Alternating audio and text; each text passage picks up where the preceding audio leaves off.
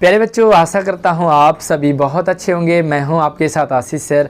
आज हम worksheet number 59 class 9 subject Hindi व्याकरण में रचनात्मक लेखन का अभ्यास करेंगे और ये आपके टर्म टू एग्ज़ाम में 5 नंबर के लिए पूछा जाएगा। तो चलिए आगे बढ़ते हैं। इससे पहले अगर आपको हमारी वीडियो पसंद आती है तो इसे लाइक करने के साथ साथ अपने सभी दोस्तों को शेयर करें और इसी तरह से लगातार सारी अपडेट आपके पास आती रहे। चैनल से जुड़े रहें सब्सक्राइब करने के साथ साथ ऑल नोटिफिकेशन को ऑन करके। तो चलिए शुरू करते हैं। तो सबसे पहले हम टॉपिक को समझते हैं, उसके बाद हम वर्कशीट पे बढ़ते हैं। बातचीत या संवाद से ही हम अपनी ज़रूरतों को अच्छी तरह बता पाते हैं। जब हम किसी से बातचीत करते हैं, टॉकिंग करते हैं, कुछ बोलते हैं, तो ये हम एक दूसरे की बातों को समझ पाते हैं और एक दूसरे को बता पाते हैं। जब हम किसी से संवाद करते हैं तो उससे हमारे ज्ञान, विचार, परिवार के संस्कार और परिवेश का भी पता सामने वाले को पता चल जाता है। जब हम किसी से बातचीत करते हैं तो ये पता लग जाता है कि ये किस टाइप का इंसान है, किस फैमिली से बिलोंग करता है, इसके विचार कैसे, थॉट कैसे और इसको कितनी नॉलेज है। इसीलिए हमें संवाद शिष्टता, मधुरता, सम्मानपूर्वक और विषय के अनुसार शरीर की भाव भंगिमा का पालन करते हुए सावधानी से करना चाहिए। जब भी कुछ बोले तो ऐसा बोले कि पता लगे सामने वाले को कि ये बंदा पढ़ा लिखा है, समझदार है और अच्छी फैमिली से बिलोंग करता है। इसलिए आप शिष्टता का प्रयोग करें। अपनी बातों पर ऐसे कंट्रोल रखें कि आप बातें किससे कर रहे हैं। कहा गया है कि तीर कमान से और बात जुबान से एक बार निकल जाती है तो फिर वापस नहीं आती है। तो जो बात आपने कह दिया, जो एक बार तीर निकल गया धनुष से, कमान से, तो वो वापस नहीं आता। इसलिए सोच समझ करके ही हमें कुछ भी बोलना चाहिए।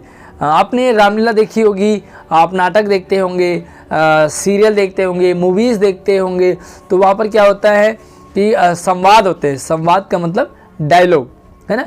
जैसे भाई हीरो का डायलॉग है, हीरोइन का डायलॉग है, विलन का डायलॉग है, तो इस तरह से डायलॉग होते हैं और वो क्या होते हैं, आपको लंबे टाइम तक याद रहते हैं। आप कई हीरो के तो भैया डायलॉग भी हम बाद में रिपीट करते हैं।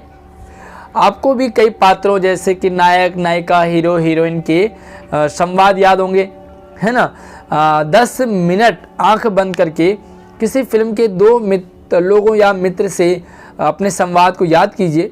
आपने 10 मिनट थोड़ा सा आंखें बंद करें और सोचें, किसी मूवी को याद करें। आपको लगेगा कि भाई मूवी में किस तरह से डायलॉग होते हैं, है ना। कुछ ऐसे डायलॉग होते हैं, कोई हीरो बोलता है, मैं एक बार जो मैंने कमिटमेंट कर दी तो मैं अपनी भी नहीं सुनता। तो ये क्या एक डायलॉग है, आप याद कीजिए इसी तरह से। या आपने अपने दोस्त से बातचीत की हो तो उसे आपने क्या करना है, याद करना है। समाज में कुशल वक्ता अर्थात संवाद करने वालों को ऊंचा पद और सम्मान मिलता है। हम लिखने, बोलने के अभ्यास द्वारा अच्छा संवाद लेखन सीख सकते हैं। तो एक्चुअली जो अच्छा बोल पाए, जो अच्छा संवाद कर पाए, अच्छी बातचीत जो कर पाए, चाहे वो टीचर हो, चाहे आपके फैमिली में हो, चाहे आपका फ्रेंड हो, लाइक कोई टीचर अच्छी बातचीत कर लेता हो तो आप उससे कनेक्ट हो जाते हैं, आप उसकी बात समझ भी पाते हैं। तो उसको क्या मिलता है, एक रिस्पेक्ट मिल जाती है। आप भी कहते हैं कि फलाने सर तो बहुत अच्छा पढ़ाते हैं, फलाने मैडम तो गजब पढ़ाती है। तो ये क्या है, संवाद है उनका और वो अच्छे से डिलीवर कर पाते हैं। इसीलिए क्या करना है कि बोलने के, लिखने और बोलने का आपको अभ्यास करते रहना चाहिए। संवाद लिखने में पात्रों अर्थात बोलने वालों की स्थिति का भी पता चलता है।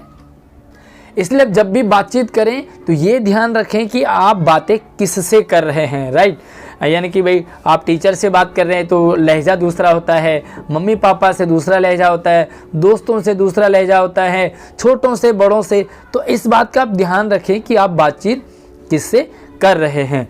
लिखते समय या बोलते समय विषय, सहायक शब्द, कोई संकेत या चित्र दिया हो। जब भी आप संवाद लिखें तो आज का टॉपिक है आपका वो हिंदी ग्रामर का संवाद लेखन है, जो कि आपको 5 नंबर में पूछा जाएगा। तो जब भी आप संवाद लिखें तो आप टाइटल अच्छे से लिखें, आप शब्दों का चयन अच्छे से करें, राइट, उसका प्रयोग करें। संवाद के आरंभ और अंत में औपचारिकताओं का था नमस्कार, hello, okay, tata, bye bye, ये सारे शब्दों का आपको प्रयोग करना ही करना है। जब भी आप संवाद लिखेंगे तो हेलो हाय शुरू करें, ओके टाटा बाय बाय भी आप उसमें ऐड जरूर करेंगे। आइए तो एक संवाद लेखन का अभ्यास करते हैं।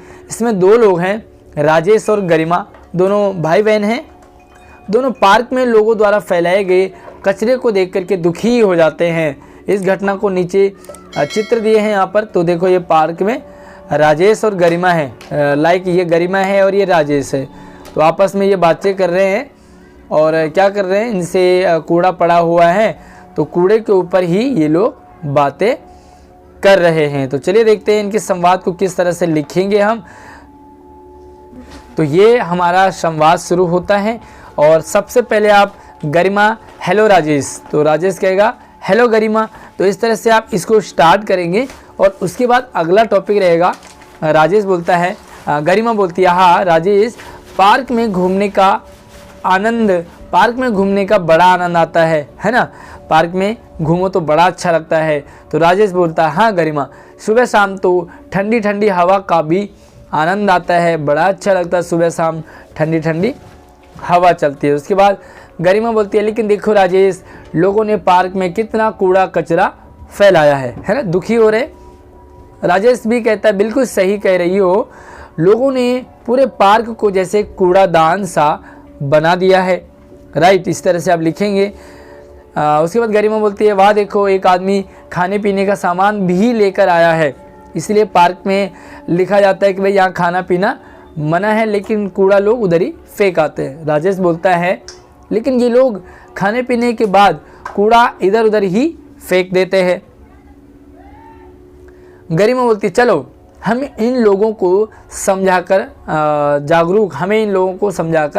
जागरूक करना चाहिए, क्योंकि गरिमा और राजेश पढ़े लिखे हैं, शिक्षित हैं, आपकी तरह ही दोनों 9th क्लास में पढ़ते हैं। तो इनको समझ है कि कूड़ा कहाँ होना चाहिए, कूड़ेदान में होना चाहिए।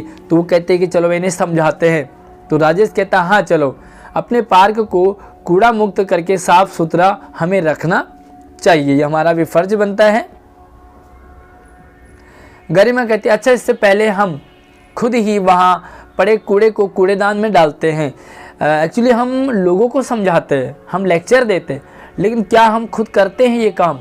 सबसे इम्पॉर्टेंट चीज़ है कि हम सबसे पहले उस काम को खुद करें, तो दूसरों तक हम मैसेज को पहुंचा सकते हैं। तो राजेश कहता है अरे वाह, ये तो बहुत अच्छी बात है, इससे ये लोग शायद अपने आप समझ जाएं, है ना। अगर हम कूड़े को खुद ही कूड़ेदान में डालें तो क्या पता इन लोगों को हमें समझाना ना पड़े और ये खुद ही समझ जाएं। तो आप भी ज़रूर ट्राई कीजिए इस तरह से, जिस तरह गरिमा और राजेश ने किया। तो गरिमा कहती है अरे राजेश, वहाँ देखो वो लोग भी अपना कूड़ा उठाने लगे हैं, कमाल हो गया है ना, मतलब किसी को कुछ समझाया नहीं, खुद ही काम हो गया।